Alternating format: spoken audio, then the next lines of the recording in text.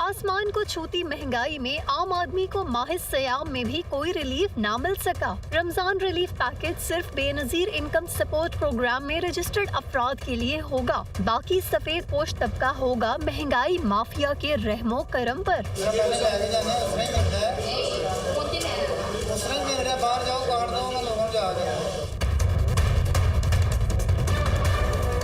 पिछले साल ये जो चीज़ें बिक रही थी, जो 200 रुपये किलो बिक रही थी, वो आज 500 रुपये किलो हो गई। इतनी महंगाई हो गई है, किराए खर्चे बहुत ज़्यादा बढ़ गए, पेट्रोल गाड़ियों के किराए।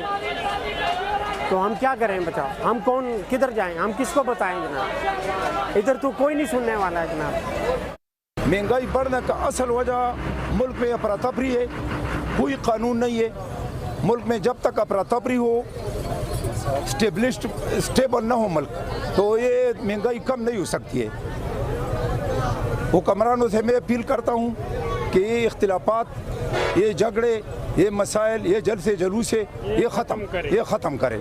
महंगाई से तंग आवाम लाइनों में खड़े रहे और रजिस्ट्रेशन का अमल मुकम्मल न होने के बायस अशिया खुरोनोश पर किसी रिलीफ की तमन्ना लिए ही वापस घरों को लौट गए।